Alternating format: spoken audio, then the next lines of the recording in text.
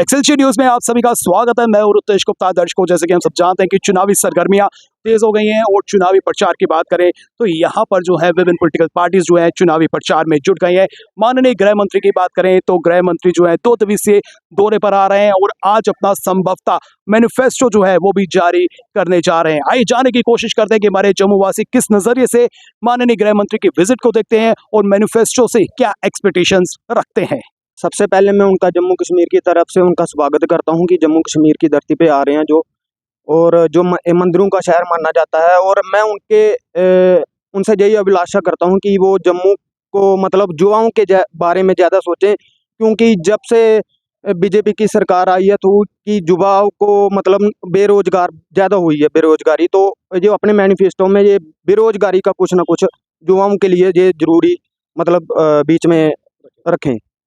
तो और जो उनकी पार्टी की सपोर्ट है वो तो हम अपने सोशल मीडिया के आधार है, एबीपी की जो भी हम अपने आधार पे कर रहे हैं उनका।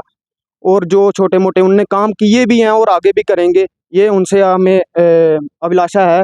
और यही है, चाहता हूं कि मैं ज़्यादा युवाओं के बारे में ही सोचें, क्योंकि युवा बड़ा बेरोजगार है इस टाइम। देखिए, जिस प्रकार से आपने कहा कि अपना गृह मंत्री का दौरा है और वो मैनिफेस्टो आज लॉन्च करने जा रहे हैं, जिसके अंदर जो उसके अंदर की हमारी अपेक्षाएं हैं उस मैनिफेस्टो से, वो अपेक्षा यही है कि उन मैनिफेस्टो को युवा, अन्नदाता, महिला, इस प्रकार की सब चीज़ें, स्टार्टअप्स को लेकर उसके अंदर बात की जाए, रोजगार को लेकर उसके अंदर बात की जाए, आने वाले समय के अंदर जम्मू कश्मीर किस प्रकार से विकास के पथ पर अग्रसर हो सकता है, इन सब विषयों को लेकर उसके अंदर बात की जाए।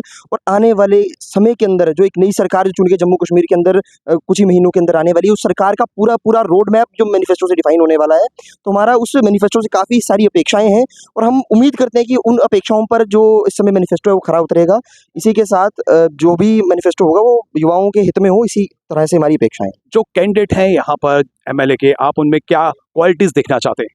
देखिए, जितने भी विधायक जो भी इस पूरे प्रक्रिया से चुनकर आएंगे, वे अपने क्षेत्र के विकास को लेकर अग्रसर हो। उनका मेन जो विषय हो, अपने क्षेत्र का विकास किस प्रकार से कर सकते हैं, अपने क्षेत्र को लेकर किस प्रकार का उनका विजन है, मेन फोकस उसके ऊपर रहना चाहिए। और मेरा सभी से आग्रह भी यही है कि एक ऐसे नेता को चुनकर भेजें जिसका एक विजन हो, जो आने वाले समय के अंदर अपने जो उसका क्षेत्र है, जो उसकी विधानसभा है, उसे एक डेवलपमेंट की पथ पर अग्रसर करे। धन्यवाद। गृह मंत्री की जो जम्मू कश्मीर में इस टाइम पे विजिट होने वाली है, ये सबसे ज़्यादा महत्वपूर्ण होगी, क्योंकि जम्मू कश्मीर में इस समय इलेक्शन होने वाले हैं और 10 साल के बाद इलेक्शन होंगे। और ये इलेक्शन इसलिए भी खास होने वाले हैं क्योंकि आर्टिकल 370 एबॉलिशन के बाद होने वाले हैं।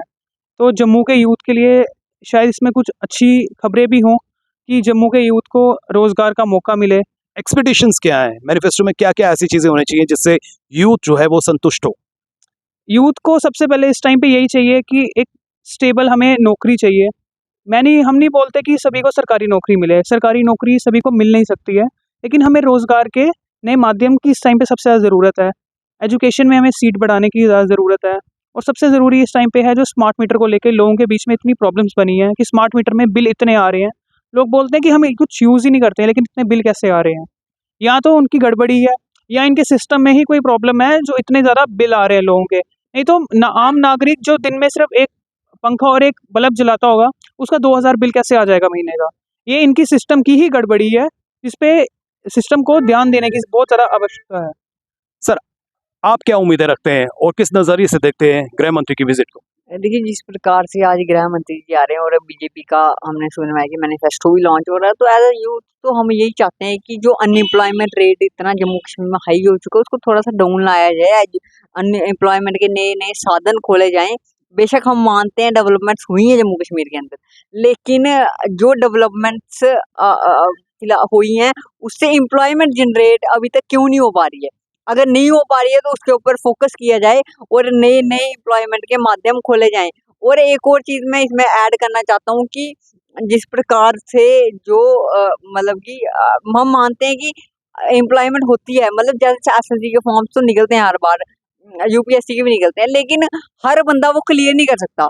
जो इंटरनल एम्प्लॉयमेंट है जम्मू कश्मीर के अंदर, जो देखो जैसे पीछे थोड़े कुछ साधन खुले भी थे, उसमें भी स्कैम्स हो गए, उसको भी सुधारा जाए और यूथ का सोचा जाए कि आगे यूथ का क्या होगा, क्योंकि हमारे पास करने के लिए कुछ, यूथ इतना पढ़ चुका है लेकिन उसके पास करने के लिए कुछ नहीं। यूथ को काफी उम्मीदें हैं कि माननीय गृह मंत्री जिस तरह से आ रहे हैं वो अपने मैनिफेस्टो में जो है यूथ को जो है विशेष तवज्जो दें। आपका नाम क्या है? जी, मेरा नाम शिवम है। तो शिवम जी, जिस तरह से गृह मंत्री आ रहे हैं, यहाँ पर चुनावी प्रचार किया जाएगा, उनकी विजिट से क्या प्रभाव पड़ने वाला है? जी, गृह मंत्री जी के ध्यान में काफ़ी ज़्यादा चीज़ें होती हैं, जो एक आम लोगों के पास वो डाटा नहीं होता कि जो उनके पास है, तो वो उस चीज़ को ध्यान में रखते हुए काफ़ी चीज़ें जेएंडके को लेके सोच सकते हैं और कर भी सकते हैं।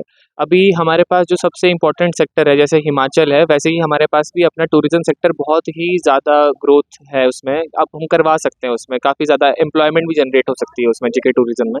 और अगर उस चीज़ को लेके सोचा जाए, उसमें भी हमारा एक बहुत इम्पोर्टेंट सेक्टर है, तो वहाँ पे भी एम्प्लॉयमेंट बढ़ सकती है। तो उसके अलावा जो हमारा यूथ की जो डिमांड रहती है, वो एक तो एजुकेशन रहती है और जैसा ही बताया गया कि सच में हमारी जो सीट्स हैं, वो कम होती हैं, जैसे जो टेक्निकल इंस्टीट्यूशंस हैं, उसमें कम रहती हैं। तो उसका इंफ्रास्ट्रक्चर थोड़ा बढ़ाया जाए, उसमें सीट्स ऐड ऑन हों।